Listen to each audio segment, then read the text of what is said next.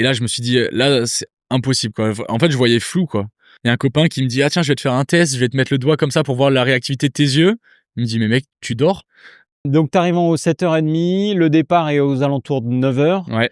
Qu'est-ce que tu fais pendant ce laps de temps? Pendant ce laps de temps, j'ai commencé par ranger un peu tout mon matos de la montée et surtout manger. Mais j'ai commencé à me sentir un peu mal au bout d'un moment quand même. Tu sais, je pense que la pression redescend un peu, l'adrénaline L'altitude? aussi, il y a l'altitude, Mmh. l'effort qu'on vient de faire et surtout la pression qui commence à monter, de voir tous les gens commencer à se mettre en ligne, de voir ce mur de glace et de se dire, ok, là c'est encore une fois, je vais devoir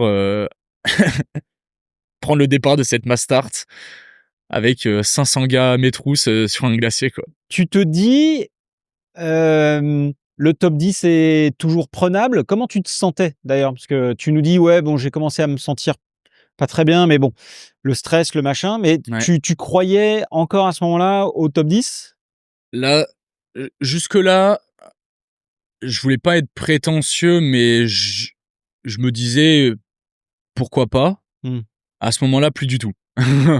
À ce moment-là, je me souviens avoir pensé à cette discussion que j'ai eue avec le responsable marketing de chez Deviate, qui me disait top 10.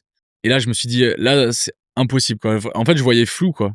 J'avais pris des gels, de la boisson énergisante, des trucs, mais juste, je voyais un peu flou, quoi. Et j'avais l'impression que je tanguais. Il y a un copain qui me dit, ah tiens, je vais te faire un test, je vais te mettre le doigt comme ça pour voir la réactivité de tes yeux. Il me dit, mais mec, tu dors? T'es plus là, quoi. Donc ça m'a fait un peu stresser.